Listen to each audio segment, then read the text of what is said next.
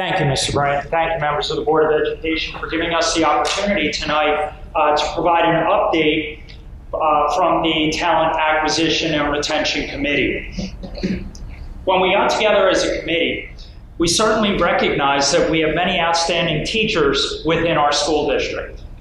And having the opportunity to take a look at bringing additional teachers in to join our team and become part of our outstanding staff, and then also recognizing that some of the teachers leave us.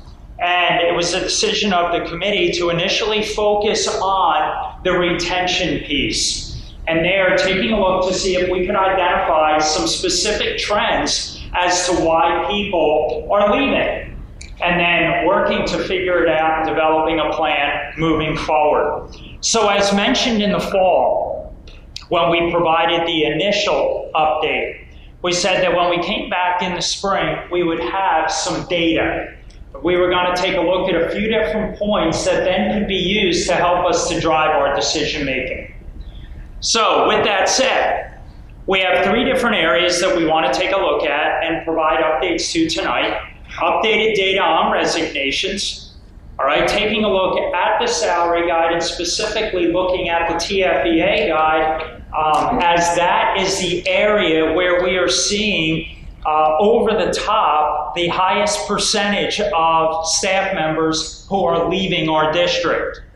And then also reviewing exit interview data. So jumping into it, we take a look here at the nuts and bolts of individuals who have left us. And again, looking for trends. And there we can see that over the past 5 years, all right, you notice we have 63 certificated staff who have left our district. That means 45% of our instructional staff has left. All right, with that said, the average departure step, noticing that 4 out of the 5 years, those individuals, the average was on step 5 of the salary guide. And then in 22-23, our current school year, where we've seen 15 certificated staff members leave, the average departure step has been on step 7. So immediately, a trend piece jumped out at the committee, and that was those people who are leaving us, where are they in terms of their careers? And we could see that generally speaking, they're still in the initial steps of their career. All right, from there, it was a matter of looking at to the reasons why. All right, and number 1, of course, taking a look at money. All right, where did these individuals fall on the guide? Could that have been a component as to the reason why they left? Also, taking a look at exit interview data. We opened up building exit interviews last spring. And from there, came up with a series of questions that would be used for staff members to voluntarily complete. After all, when they leave, you can't flat out say you're required to do this or you're not going anywhere. So voluntarily complete, and then provide us feedback, again, so we would have the opportunity to identify some trend data. All right, just a little bit, and as I mentioned, all right, why this salary guide? Because the TFSSA, the Township of Franklin Support Staff Association, and the Township of Franklin Principal and Supervisors Association have not seen an elevated number of departures over the past 5 years. It's the TFEA where we have seen that elevated number. And also with the recognition, you know, there are teachers. So in terms of direct impact on the children, you know, definitely a very serious matter. All right, looking where we are in terms of the guide and knowing and in the back of your mind, the initial trend that 4 out of 5 years of the past 5 years, the average step on the guide for the individuals who left was step 5. That this year, it's step 7. So putting into perspective on the guide where we are, all right, noticing the starting salary, the median salary, and so forth. When we take a look then, because after all, the people are going to different districts. We found that, and I'll get to that a little bit later on in one of the exit interview questions. But the question is, all right, so they're leaving, they're going to different districts. Okay, why? And taking a look at the money aspect initially, so jumping out at us with the source of the Gloucester County Roundtable Association, that's Superintendent's Roundtable, and seeing also where we had NJSBA provide us data. We notice, all right, the extensive chart, and that's nice to look at, but let's really look at the data here. When we go to the bottom level, all right, the current step 1 salary, current Franklin contract 21-22 comparison versus the current county average. All right, we see at the current county average that we're below by $3,660. Once these individuals being TFEA members, okay, move to step 5 on the guide, where are they then? Are they making up some of that difference? We see that the gap has actually grown. In terms of the county average for step 5, Township of Franklin is below the county average by $5,514. Then we move to step 10, and we see that that gap has further increased to $10,253. Again, going back to the initial trend piece. 4 out of the past 5 years, the individuals have been on step 5. That's the average for those resigning. And then the 1 additional year of this year being step 7. So we can clearly see where these are individuals who are being impacted in this range. When we get to step 15, we see that the gap has swelled even more, $15,809. So clearly, in terms of, do I dare say, losing ground. And then once we get to the top of the scale, all right, we're at, again, that there the gap has shrunken to 3,508. Now, when the committee saw this and took a look, and then it was a matter of, all right, let's pull out some real data points here. Okay, came up with number 1, below the county average. Okay, to start off. Then from there, step 5, step 10, you know, growing significantly in terms of the gap with the county average. Also, please note, step 10 is the equivalent to the average starting salary in the county. When we get to step 15, it swelled $15,000 below the county average. So we have large inequities within the increments throughout the guide. So average increment between steps 1 and 15 is $872. So putting that right out there, the average raise for steps 1 through 15 is $872 per year.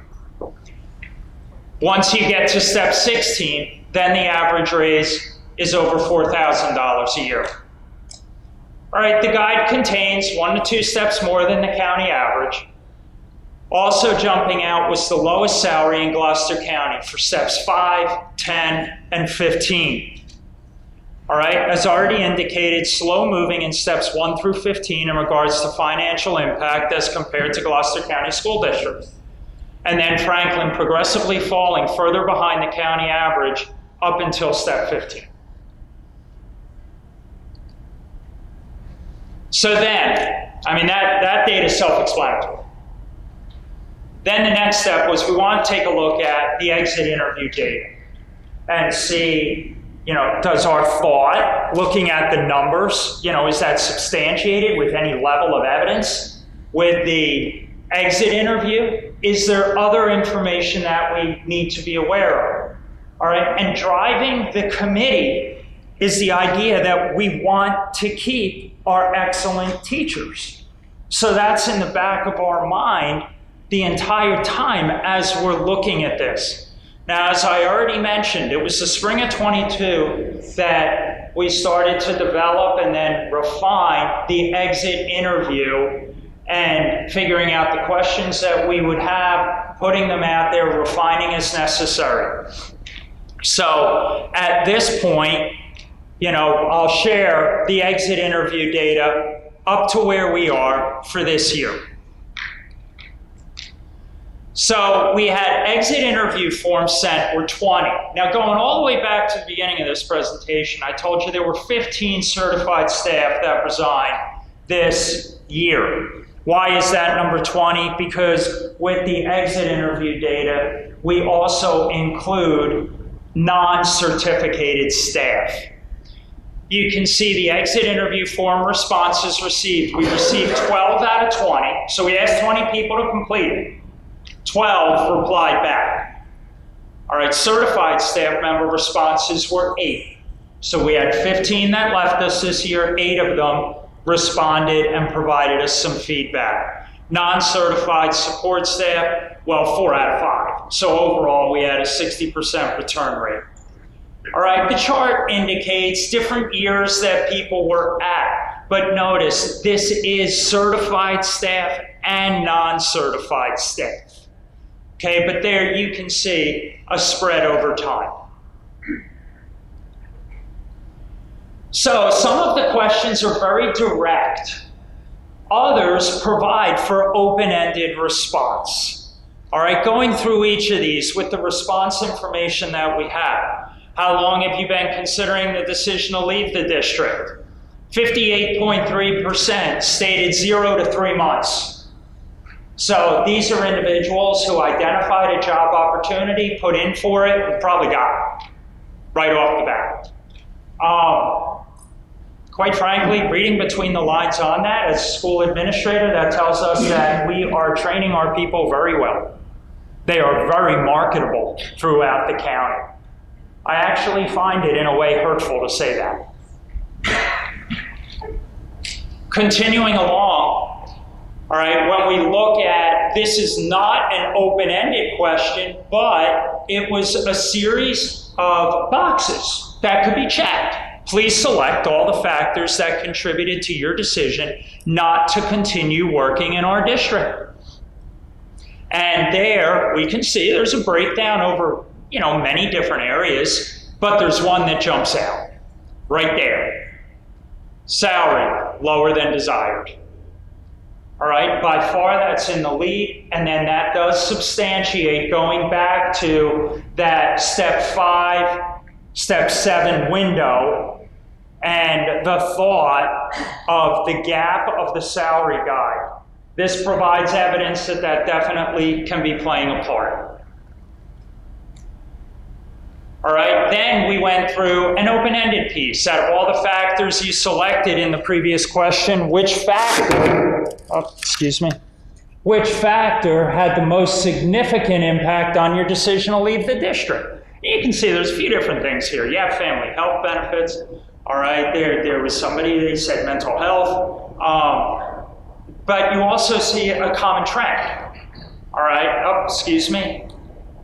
and there we go to salary, salary, salary, salary, the pay. Are you considering pursuing a career outside the education profession or field? 4 individuals actually said yes. 3 of them provided us the field that they were looking to go into: IT work, writing or music, and then data analytics. The overall daily interactions with other staff members in the district, 91.7% responded positive. How satisfied were you with your salary? Well, 50% extremely dissatisfied, 25% slightly dissatisfied. So 75% stated that it was salary, which doubles back, triples back on the other information provided. Please select all the supports that you received in efforts to assist in meeting the responsibilities. And here we received quite a bit of positive information. There were actually 5 different categories where over 50% of the respondents stated that they received these items in an effort to receive the responsibilities. And there, child study team support, building level support, peer support, team leaders, and professional learning communities. So clearly these individuals felt that there were many different levels of support that they were receiving in helping them to do their job. Please select all the supports you did not receive but wish you had received during your employment in the district. Here we do have a breakdown over a few different areas. There was only one area that was over 50%. It was actually at 50%, and that was Board of Education support. Would you recommend working for the Township of Franklin Public School District to others? We had a vast array here. Okay, we had 25% that said yes. All right, so that's good. And then from there, we had some expansion on responses. All right, I loved working there, okay, but this continued no because the teacher paid. All right, yes for the overall experience and the family atmosphere. As far as some individuals stating they thought changes can be made, and that, you know, was obviously in reference to salary. Only to people who have the talent and the resources. We didn't know exactly what that one was about unless resources were people who already had the money. We take a look at open-ended questions at the conclusion, recommendations to improve. And, you know, competitive salary, benefits, all right, a list here, talk to teachers that are unheard, pay your veteran teachers, health benefits before tenure. You can see there are quite a few pieces that are here, and all good pieces of information that demand consideration. Other comments near the end: pleasure to work in the district, making more money was best for my family. My mentor experience, frustrating, more support standards based, you know, salary guide. These jumped out at us and in the committee. They did. They were a glass of cold water. The ability to go work in another district and make $10,000 more immediately at their step 1 compared to our step 8 is the deciding factor. Administration has been nothing but supportive and helpful. I've devoted 7 years to this district and only make $51,700 and qualify for state assistance due to my low income. So there's the information that we garnered. I think in terms of trend data, and that really is what the committee values the most. Tight window of departure. 4 out of 5 years it was individuals on average, step 5. The one other year was step 7. So still at that lower end of the pay scale. All right, definitely falling further behind the county average with no positive action in closing the gap for 10 plus years. Salary lower than desired was the #1 factor in the reason to leave the district. And then, pardon me, it's much easier to read with these. And then responding positively regarding the level of support provided. Over 50% stated that they received support through PLCs, peers, team leaders, building level, and also the child study team. With the one area that we reviewed, the one area of support they wish they had received more of. So there was trend data there. And that's information that we're going to use moving forward to try to help us as a committee in terms of retaining teachers. So there it is. There's our update. Our goal as a committee was to come back to you with real nuts and bolts information. Of course, I'm the one saying it, so I think we came back to you with real nuts and bolts information. But if there are questions, be happy to answer, or do the best I can to answer. Yes, Ms. Trace. When you say 50% of this people, personnel said that they would receive help from administration, that was 50% of the certified teaching staff, or 50% of the total of the 12 people? That was 50% of the 12 people. Okay, and of those, we had 8 certified staff that had replied, plus 4 out of the 5 non-certified staff. So it was 50% of those individuals who replied. Okay, so somebody teaching, somebody not. Yes. Yes. Okay, are there any other questions? Okay. Thank you. Okay, thank you.